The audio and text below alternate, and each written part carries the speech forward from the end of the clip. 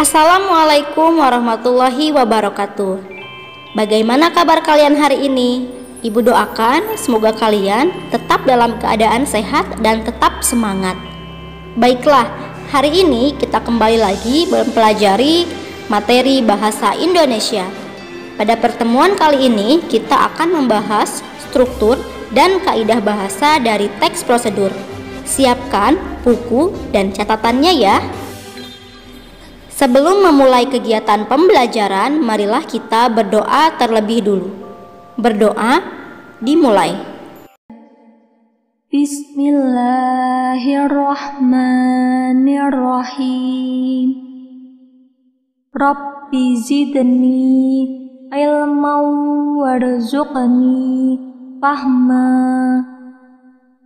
Artinya, ya Allah, tambahkanlah aku ilmu dan berikanlah aku rizki akan kepahaman. Selanjutnya kita akan membahas mengenai struktur dari teks prosedur. Sama seperti jenis teks lainnya, teks prosedur disusun dari beberapa struktur. Struktur teks prosedur diantaranya bagian tujuan, berisi tujuan pembuatan prosedur. Bisa dilihat dari judul atau pengantar yang ada di bagian awal pada teks prosedur. 2. Langkah-langkah, berisi cara-cara yang ditempuh untuk tujuan.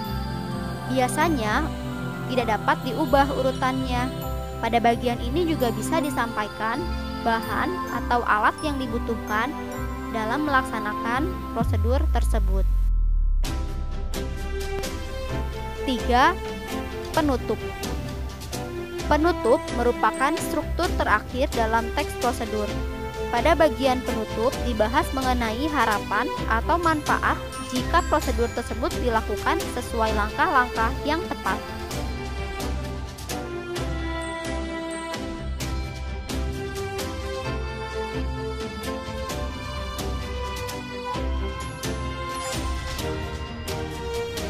Materi selanjutnya kita akan membahas mengenai kaidah bahasa teks prosedur.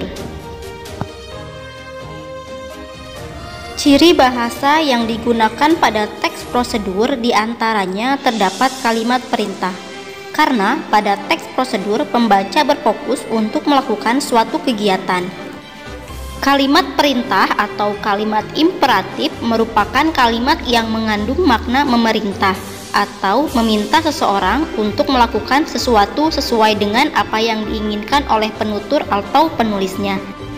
Ciri dari kalimat perintah biasanya diakhiri dengan partikel kan atau partikel lah. Misalnya pada kalimat masukkan nomor PIN. Pastikan tidak ada yang mengintip. Sebaiknya rapatkan tubuhmu ke mesin ATM. Ambillah uang tersebut yang keluar dari lubang uang yang ada di bawah.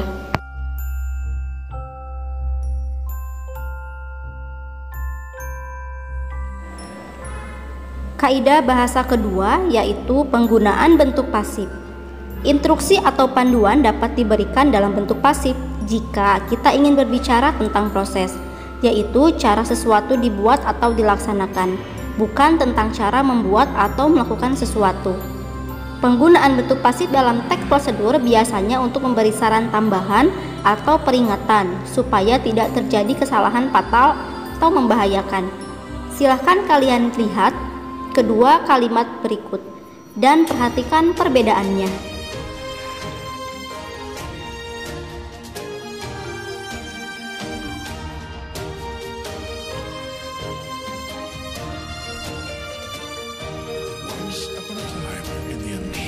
Kaidah bahasa yang ketiga yaitu penggunaan kriteria atau batasan. Teks prosedur disusun agar orang lain dapat melakukan apa yang kita tulis dalam sebuah prosedur. Oleh karena itu, kalimat pada teks prosedur harus rinci dan jelas batasannya. Penggunaan kriteria atau batasan misalnya pada kalimat tuangkan susu sebanyak 250 ml. Kata 250 mili merupakan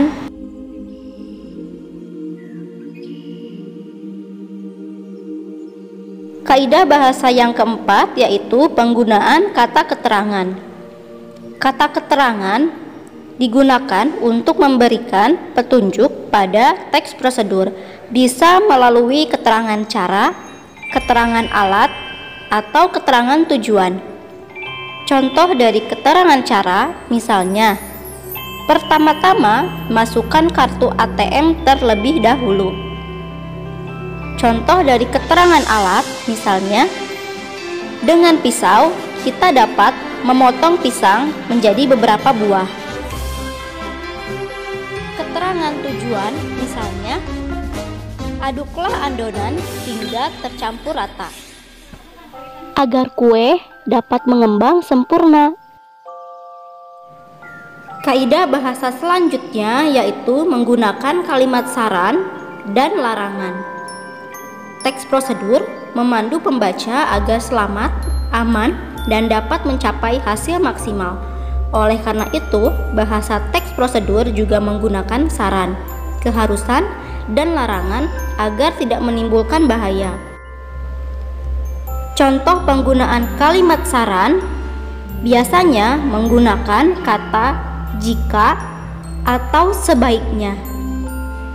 Penggunaan kalimat larangan biasanya menggunakan kata hindari, jangan, jika tidak, atau kecuali. Contoh kalimat saran misalnya, masukkan nomor PIN, pastikan tidak ada yang mengintip. Sebaiknya rapatkan tubuhmu ke mesin ATM. Kata sebaiknya merupakan saran dari sebuah kalimat prosedur. Kaidah bahasa yang keenam yaitu penggunaan kata penghubung. Kata penghubung juga digunakan dalam teks prosedur. Biasanya kata penghubung pada teks prosedur menggunakan kata penghubung temporal seperti kemudian, sekarang, berikutnya, dan setelah ini.